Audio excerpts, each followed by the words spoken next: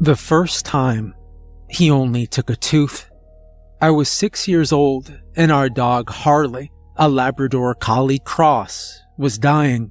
He lay on our couch, head in my mother's lap, whining in his sleep. We'd taken him to the vet that morning.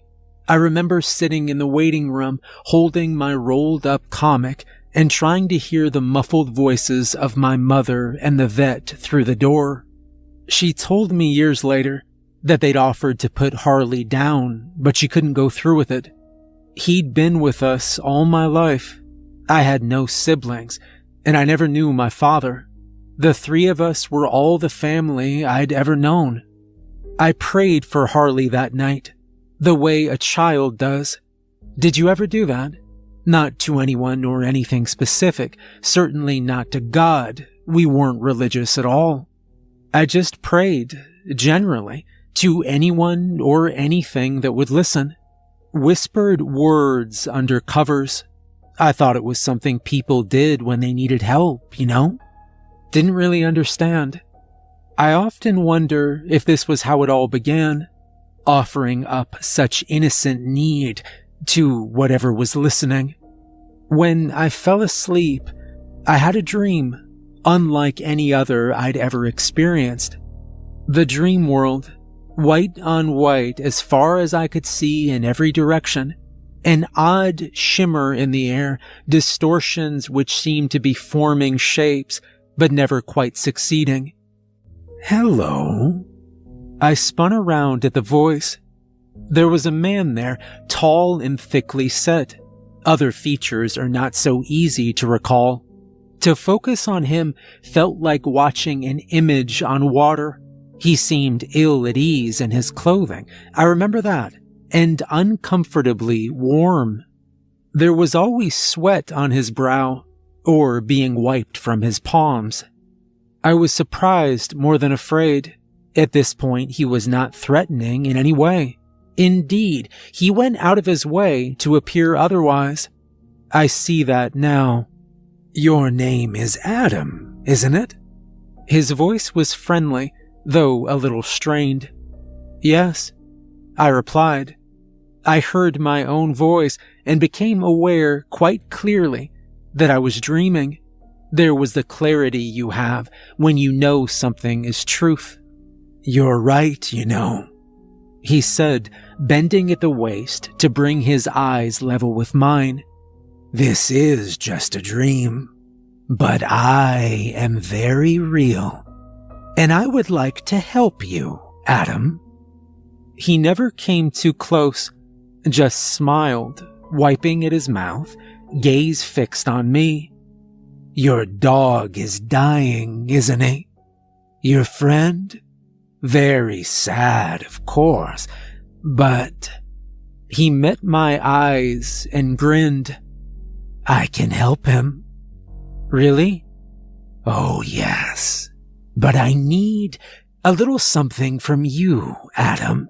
Just a small thing. Nothing vital." "What is it?" He smiled. "Your tooth." How did he know, I thought. I felt the loose one in my mouth. It had been that way for a week now. I'd been pushing it around with my tongue all day. "But it isn't out yet," I said. "Oh, I know. You will need to help it along. Just a little. You want me to help, Harley, don't you?" I did, of course. "Do you want your friend to live or die, Adam? I can help you, but only if you do your part. Now, before you wake, if you want to save him, you must be quick. You have to do it, and hand it to me." He never took his eyes off mine. I thought I could be brave, couldn't I? I could do it to save my dog, couldn't I? I pushed with my tongue until it hurt. It wouldn't be enough. "Tick-tock, Adam. We're running out of time." I reached into my mouth and got a hold of my tooth between two fingers. "Do it quickly." I pulled. The taste of blood was in my mouth, my eyes watered, and I heard myself cry. Then something snapped, and the blood rushed out, spilling suddenly onto the floor. Here. The man snapped his fingers at me and held out his hand. Spittle was running down his chin. He reached out and clumsily, hungrily snatched the bloody tooth, eyes fixed, brow glistening with sweat. Then he popped it in his mouth and ate it like a candy. I woke to the sound of its slippery crunch from between his wet lips. Heart racing, I lay there in bed, morning light stinging my eyes. I felt for my tooth. It was gone, just a small hole where it had been. I told my mother about the missing tooth, and she said not to worry. I must have swallowed it in my sleep. These things happen. It was quickly forgotten with our happiness over our Harley's recovery. He was there at my bedroom door when I got up, wagging his tail and ready for walks. Everything was good again. I never told anyone about my dream. Stupid.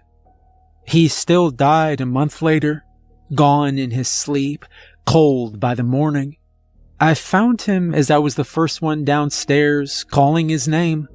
I remember standing there for a long time, silent, frozen in the moment, watching his limp body and feeling that gap in my mouth. Now, all these years later, I'm watching in silence again. I can't let her see me. I wouldn't want to scare her. Do you understand how you can love someone enough to leave? Every year that passes, I retreat further into the dark, away from prying eyes. Out in the world, she lives her life, perfect and beautiful. Every movement and word and moment. The pain swells and blooms inside, and I think I cannot miss her any more than I do. I couldn't survive it. Then another day comes, and somehow I do. My mother was in a car accident when I was 18. Icy roads, a tired truck driver, blood and broken glass. A phone call. She was in a coma when I reached the hospital, covered in bandages, eyes closed. Didn't have long, they told me. I was consumed by regret more than anything. We'd been growing apart for years.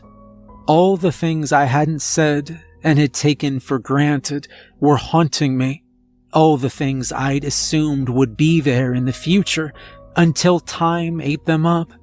She gave me unconditional love from the moment I was born, and all I had to do was be there for her. Yet still I failed. I would have given anything to speak to her once more, if only for a few hours. To tell her everything I could, and to listen.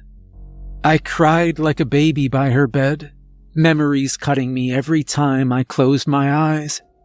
After 36 hours, I fell asleep in the waiting room, holding a lukewarm cup of tea.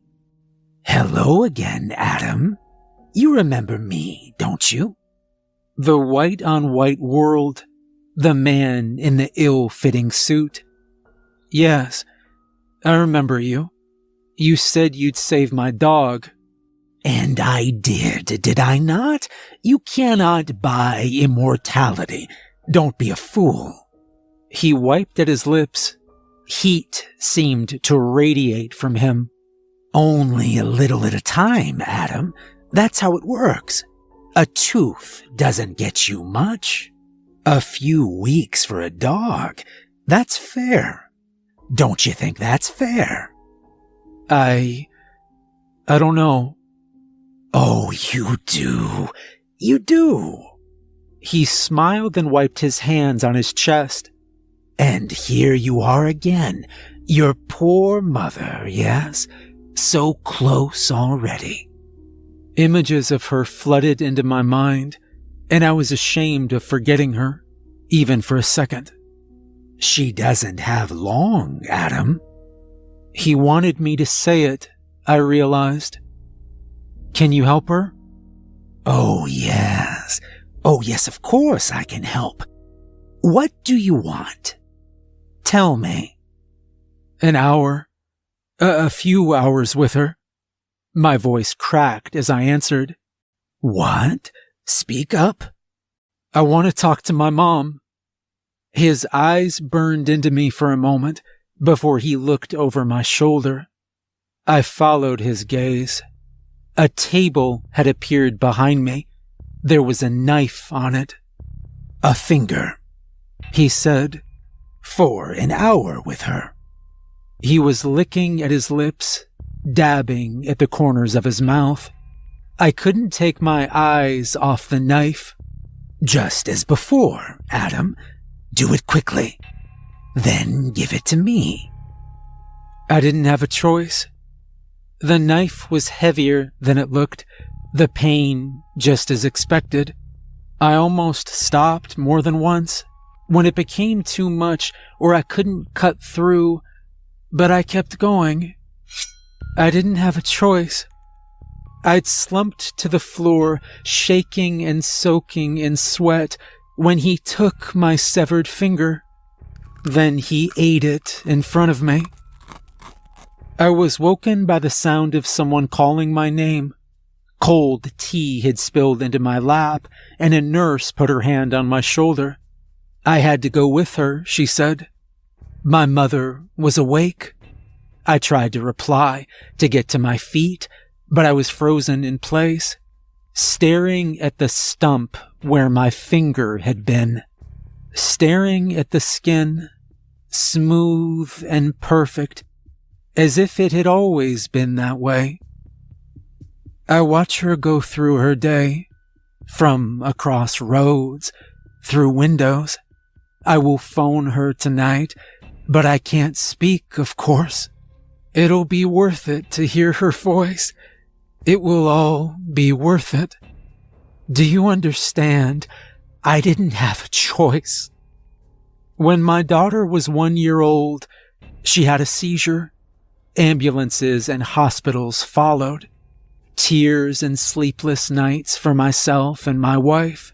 There is no fear like it.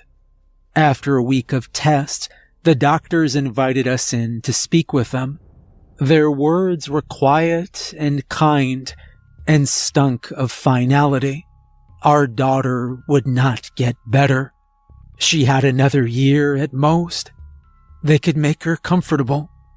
There is no emptier place in the world than the future without your child. You would do anything to change it. Anything. I held my wife and stared again at my missing finger, remembering how I'd hid it from people, made up lies about an accident. But most of all, I remembered his words. Of course I can help. What do you want?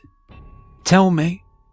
That night, I watched my daughter sleeping in her cot, perfect and beautiful, and I knew what I had to do. Eventually, I slept. He was waiting for me in the white. He did not show himself at first. He remained behind me, hot breath on my neck. I heard splashes on the ground, saliva running from his mouth. He cast a larger shadow now than the man I'd seen before. How much time can I buy her? I asked. There was a table in front of us, set with shining cutlery, many bone-handled knives. Oh, many years. His voice was thicker, heavier. It depends. How much are you willing to give? How long we can make you last? His hand. No, it was no longer a hand. His claw was on my shoulder. But we'll find out, he whispered. Yes, we shall. In time, I would see him as he truly was. By then, of course, it was much too late. He walked past me and picked up a spoon, gave it a tap on the table. Let's start with an I. That was 15 years ago. I had to leave my wife, my family, hide myself away. I couldn't conceal what was happening to me. I couldn't explain. I could only go on. But now my time is running out, so hers is too. My daughter, I have so little left to give. One eye, one arm, both legs, of course. I've been in a wheelchair for a decade. Teeth, gums, tongue, my voice with them. All gone, eaten away. I sometimes wonder, how am I still alive? If you can call this life, waking up hollower than I was after a night of cutting and blood and horror. You don't really need both kidneys. Did you know that? So many organs and bones are not essential. I'm afraid to sleep now. There won't be many more times. I think of the voice of the thing in my dreams, the bloody mouth and grasping claws. As I lay on that white floor in a pool of red, deadened by the pain, listening to the clink of cutlery and smack of lips, I will tell myself I cannot face this again. And then I'll think of my daughter, of buying her a little more time, and I will sleep.